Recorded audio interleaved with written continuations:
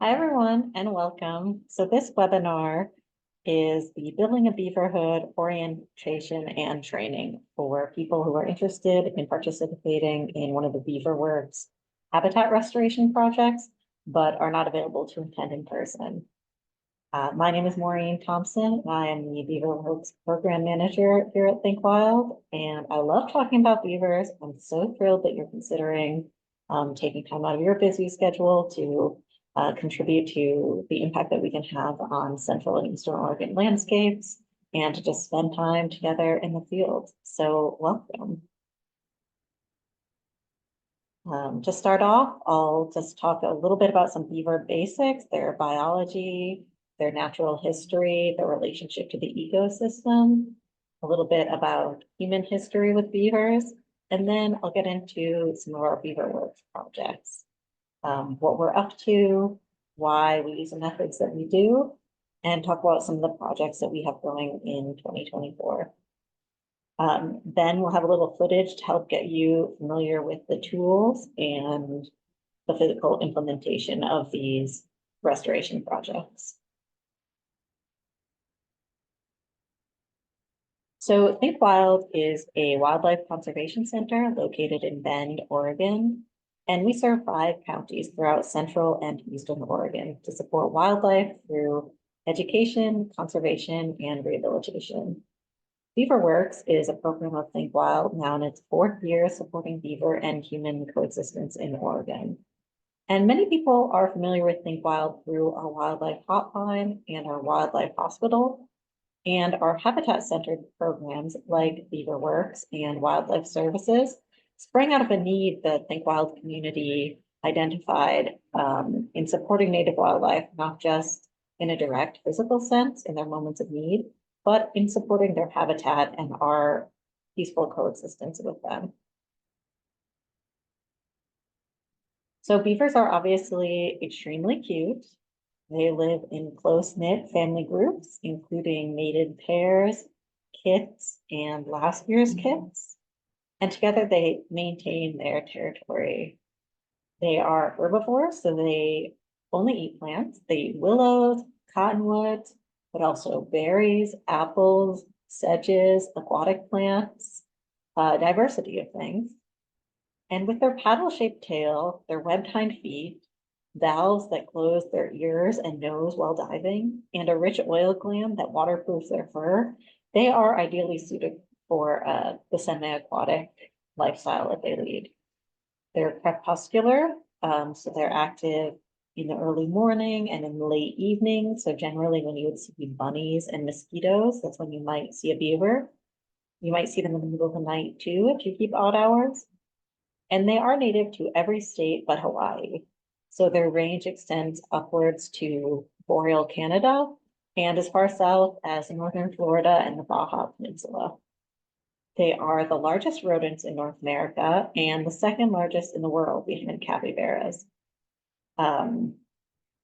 So their kids stick around and contribute to the family group for about the first 2 years, learning how to do all things beaver before they disperse on their own. So new kits that are born in the early spring can swim within 24 hours. And so we know that beavers build and maintain dams, but they do this so they can have deep water that provides them access to their favorite foods in a medium water, where they are safer against predators than they are on land. So their dam creates a pond which holds water.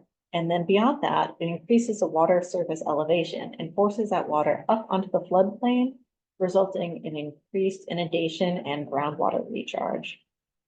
So food within 100 feet of the water is ideal for them because they are really at risk when they're on land. You've seen a beaver on land, you know, they have very short limbs, they're very like juicy and pokey. And so they really would make a nice meal for anything that eats meat. This can be coyotes, wolves, humans, you name it. And so let's take a look at what this really means, where beavers are safer in water. We have a little video recorded at Shedland Park in Bend of a little tete-a-tete with a coyote and a beaver.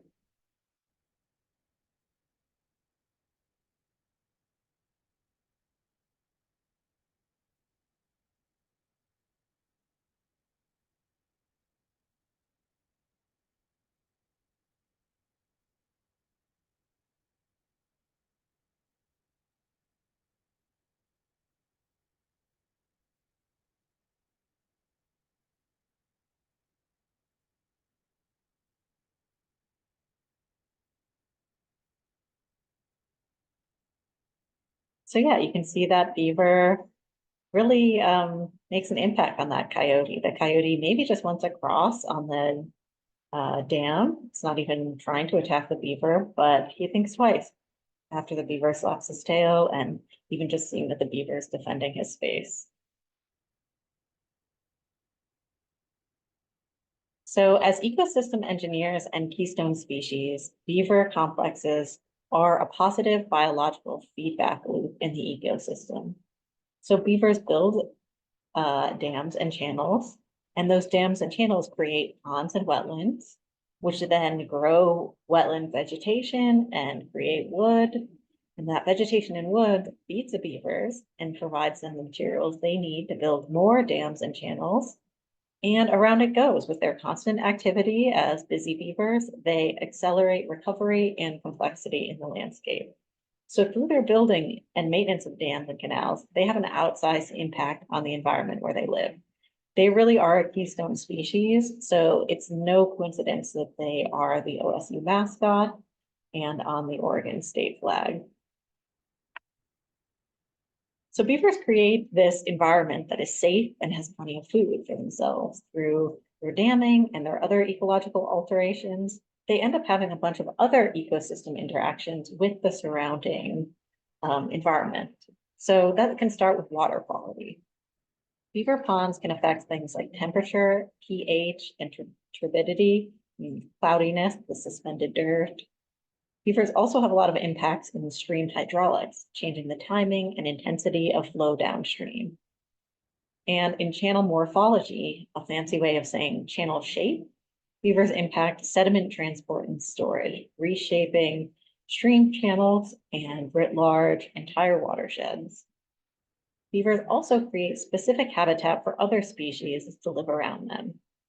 So because of all of these effects, beavers have been described as an ecological Swiss Army knife for their ability to address many different issues. Beavers can address flooding, erosion, carbon storage, and so much more. So some of these benefits we've known for a long time, while others are just beginning to be documented.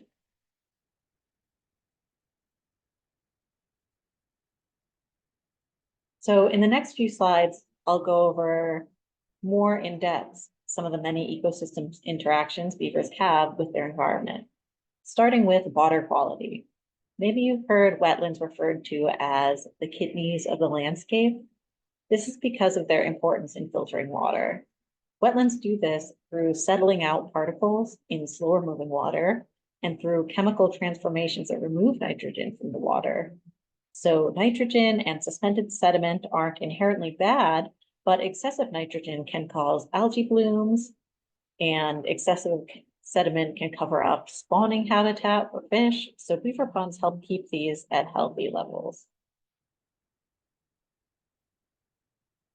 And as I was saying in that last slide, beaver ponds slow water down. This gives sediment an opportunity to drop out of the water column. And over time, that sediment builds up and can raise the valley bottom, increasing riparian surface area. So beaver ponds become beaver meadows. Beaver ponds are also cause increased sediment sorting, where fine sediments are trapped in the pond. And meanwhile, downstream, cobble and gravel beds are free of those fine sediments, so they can play other roles in the ecosystem, meaning that mucky sand and sediment builds up, making a nice place for plants to grow that dabbling ducks eat. And meanwhile, downstream, those exposed bedrock are available for the species like maybe spawning fish that need that type of habitat. Another effect of slowing water and spreading it out across the valley is increasing infiltration to groundwater and raising that groundwater table. So we can see that in these slides on screen. You see that water is being held and ponds are being created, but you also see below all that sediment, we still have so much water staying in the ecosystem, in the groundwater. This allows plant roots to access water across more of the floodplain and throughout the dry season. Beavers also dig canals so they can easily travel out to food sources from their main pond, and their canals help water and nutrients spread across the floodplain. This increased floodplain connectivity expands the area where riparian plants can grow, increasing riparian habitat, which supports more wildlife since everything needs water. If you're thinking about carbon being stored in the environment, you might immediately think of trees or gigantic trees. And when you look at a wetland, you don't see that same amount of biomass. But the trick is wetlands store a lot of carbon underground in the soil. One of the defining factors of wetlands is soil that has gone anaerobic. So all the oxygen is used, so microbes have to use other chemistry to break down carbon. And those other methods are way slower. The result is a lot of fixed carbon hanging out underground. Carbon storage gets complicated since beaver wetlands aren't permanent, so carbon that is stored in beaver ponds can later be released to the atmosphere when the dam breaks. But more wetlands existing at once is more carbon stored at that time. And so this is just to quickly illustrate what we were just thinking about, which is that wetlands, and specifically wetland soil, are really integral to global climate and carbon storage. Globally, wetland soil store more carbon than any other type of ecosystem. And so because of their landscape scale dramatic effects, the importance of beaver modified floodplains as agents of fine scale heterogeneity within habitats is sometimes overlooked. But beaver dams create diverse aquatic conditions, and a lot of that gift comes in the form of habitat complexity at multiple scales. And this means coexistence is possible through reduced interspecific competition. So when they create microhabitats, they create privacy. You can see in these top couple of pictures, these are at beaver habitats. You can see this lovely moss is growing. It's a great place for a salamander to lay eggs. This picture on the right, you can see emergent vegetation, algae covering up some sections of water, a lot of coarse woody debris. This also means that there's water of different depth and different temperatures, meaning that if you are a frog, you have a place to bask, you have a place to attach your eggs. And when we look at the bottom, these are human managed wetlands. So ponds with a lot of cement infrastructure and a drainage schedule. And what you see here is the riparian area is very small. So we have maybe a couple of monocultures of plants, maybe two-leaf grass leading to reed canary grass, leading directly to upland species. And so if I were a frog looking for somewhere to lay eggs in this pond, a crawdad or a bullfrog or a fish could probably find my eggs really easily. But in these top pictures where we have that microhabitats and that habitat complexity, there's room for everyone to pursue their life without necessarily infringing on the other species that are trying to live there. So this complexity creates microhabitats for many aquatic and terrestrial species. So if, for example, woodpeckers are on the Oregon Conservation Strategy list, which is a list of species in Oregon deserving of attention and conservation recovery efforts. Woodpeckers show preference for beaver managed ponds. Why is that? Because sometimes when beavers create a pond, they flood out some of the species that used to live there that didn't require or didn't like getting their feet wet, didn't like being in standing water, which means we have standing snags. Those standing snags are being consumed by decomposers, insects, and so it's a great open area for foraging. And at the edge of that pond, there may be a contiguous forest, so it just attracts a lot of species that want to hunt in an open area but want access to cover. Migrating birds, for example, they really benefit from beaver modified floodplains, and especially within the arid West, where they are flying hundreds and hundreds of miles without access to cover, forage, moisture, things that they need to make that big journey. And recently, in a review of the relationship between 294 of those species of concern in Oregon and beaver modified habitats, we found that upwards of 50% of the species benefit from beaver modified habitat, and a further 74% total potentially benefit from beaver modified habitat. And these benefits are seen even more greatly in the East Cascades ecoregion, where I am. In the East Cascades region, 90% of the resident species on the Oregon Conservation Strategy list benefit from beaver modified habitat. And there really is no other one thing or one action or one umbrella species that could uplift 90% of these species identified as needing conservation action. So it's just so efficient and so cost effective to manage for beavers and support so many other species in its wake.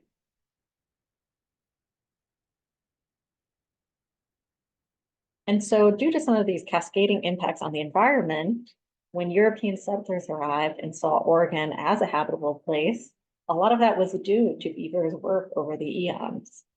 So before the gold rush, there was the beaver rush.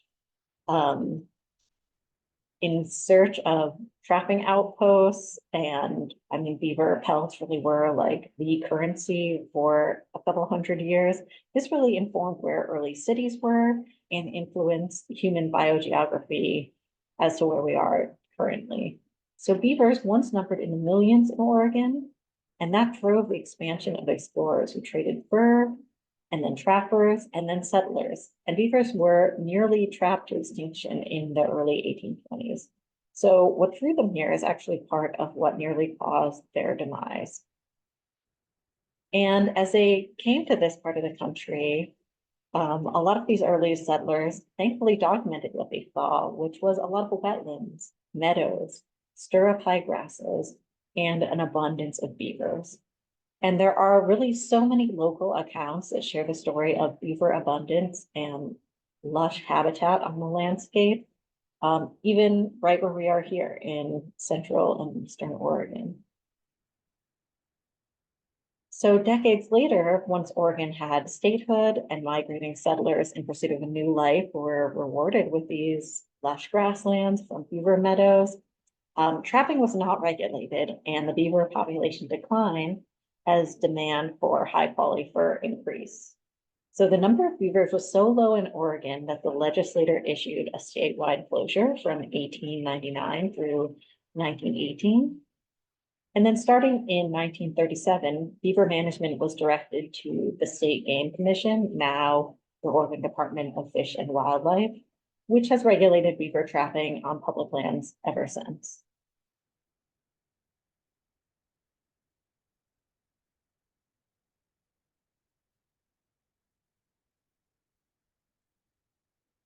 So looking at the effects of beaver removal through time, starting in the 1800s, we can see that we had these lush riparian areas. The system was balanced and resilient. We had that water being slowed down and spread across the ecosystem. Then in the 1900s, we can see the changes starting to take effect after beavers were absent. We had drought, overgrazing, and increased browsing, leading to a lower water table, less stream complexity, generally less water on the landscape. And finally, in the current era, we can see something that looks maybe familiar to us: channelized streams suffering from erosion and straightening. A stream system disconnected from its floodplain is essentially designed as a water transport system. And maybe that doesn't sound crazy because we are used to it. But it is really a historical anomaly. So this might be a common sight for us, requiring no intervention. This is something that we call shifting baseline syndrome, where we don't see the things as they exist, that the only way we've known them as an anomaly, but really it is. And a lot of the historical evidence that we just presented evidences that. And so Central and Eastern Oregon landscapes are beset by environmental issues: wildfire, which threatens habitat not only for fish and wildlife, but also for humans. And beavers have been getting a lot of attention in recent years for their role in mitigating the effects of wildfires and for creating wildlife refugia. In a paper published in 2020, Dr. Emily Fairfax, a beaver researcher, found that areas where beaver dams were present were better at surviving wildfires than regions without beavers. And this wasn't by some margin of error. In every site she studied, if there was a dam, the land was protected from fire. So this is really an exciting time in Oregon. The passing of Oregon House Bill 3464 marks a significant turning point in the way we approach beaver problem areas. So this legislation takes effect in 2024 while I'm recording this, and it reflects our evolving understanding of beavers as a keystone species in Oregon and emphasizes the importance of coexisting with nature rather than controlling it.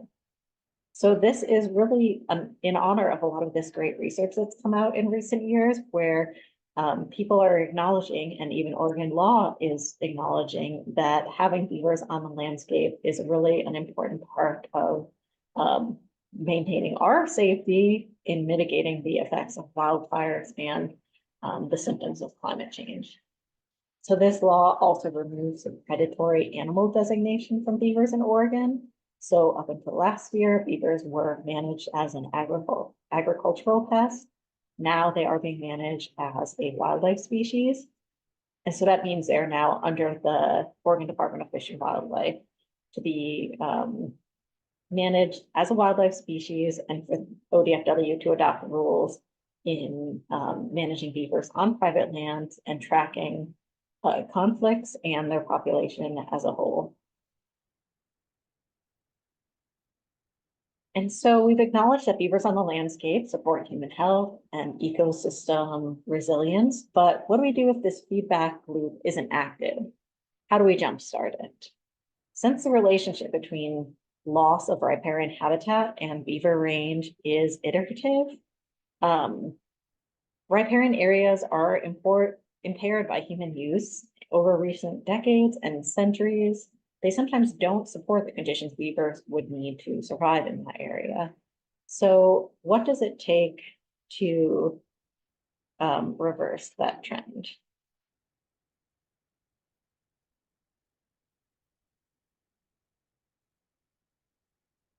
So a variety of factors limit beaver population success in Oregon, including suitable habitat, resource availability, and public perception. So biotic and cultural limitations to their carrying capacity. Beaver populations throughout the landscape have rebounded from their lowest point, but they have remained generally low for a variety of reasons. Think Wild's Beaver Works program works to advance natural beaver population recovery on public and private lands in Central and Eastern Oregon. We help to remove obstacles to beaver success and to establish the conditions that beavers need to survive and thrive. And this includes 3 primary focus areas: education and outreach, increasing community awareness about the ecosystem benefits of beavers as a keystone species; technical support services, so we provide conflict mitigation and infrastructure to support beaver-human coexistence; and habitat restoration, providing the biological conditions that beavers need to return to challenging parts of their historic range. So BeaverHOODs, Beaver Habitat Opportunity Optimization Delineation System, is a simplified conceptual model connecting actual conditions viewed on the ground with potential beaver occupation patterns as a way to bridge that gap with low-tech process-based restoration techniques. So this is an idea from Jefferson Jacobs at ONDA that inspires a lot of what Beaver Works does and how we do it. So habitat improvement via riparian restoration is one of the things that we do. Access to food and building material is a limiting factor for beaver habitat expansion. And for riparian vegetation restoration to lead to dam building, beavers must be attracted to a site in which vegetation is restored. They must persist in those restored reaches, and they must build dams. few documented reports about beavers occupying reaches following restoration or increased riparian cover suggest positive results. But this program is really young, so we are monitoring and coordinating with others in the field so we can get better proof of concept and to streamline our methods for improved efficacy. And this is a really thrilling photo for me. When I started last summer, one of the first things I did was visit one of the planting sites that we had planted at Collier Memorial State Park. And I checked the trail cameras and found this picture snapped of a beaver.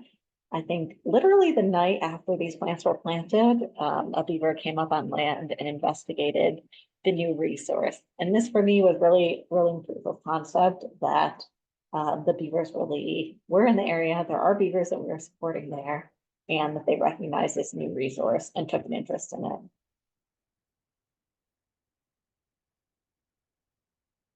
Habitat improvement can also be done by jumpstarting the water shortages in an area. So things like beaver dam analog installation. That's when humans try their hand larping as a beaver, putting woody debris into the system to try and build ponds and hold back sediment. And so as a result of some of the incision and drying that we talked about being common in streams in the West, some or all of the riparian zone is cleared of native vegetation like willows. And because native vegetation plays such a key role in the function and sustainability of stream wetland complexes, reestablishing it across the riverscape is foundational for a natural process-based restoration to work. So some streams can recover quickly on their own, but in many cases, if there isn't much of a native seed bank upstream, that means that there won't be native plants to take over once that water is being held in place by the beaver dam analog. So you can have like undesirable upland plants growing really thick with that new water supply. And so in order to make sure this habitat is going to be suitable to beaver and that beaver dam analog will eventually be maintained by a beaver, planting native plants after BDA installation can increase the success of that project. And so for implementation, a lot of this starts with building relationship. We don't own any land, and 51% of stream miles exist on private land. So public support is really key to beaver success. So we are able to work on private and public land holdings, which makes us really uniquely situated to make a difference at the landscape scale. We will visit a site to conduct a beaver habitat assessment to understand what are the limiting factors in that system, what are the things that we could do to help jumpstart the health of that watershed. And then from that, we'll implement a monthly phased implementation, which usually involves volunteer crews, which really extends the impact that we can have for a low cost. This can be 10 to 15 people for a couple of days for each phase of the project. For planting, we'll put in protective caging to give those plants a 3 to 5 year head start so they can root in and be self-sustaining before those beavers can have access to it. And we continue to revisit the site to monitor the survival, the growth, and the recruitment, so that way we can understand how effective we can expect to be for the amount of work that we're putting into a place. And then eventually we'll remove that fencing.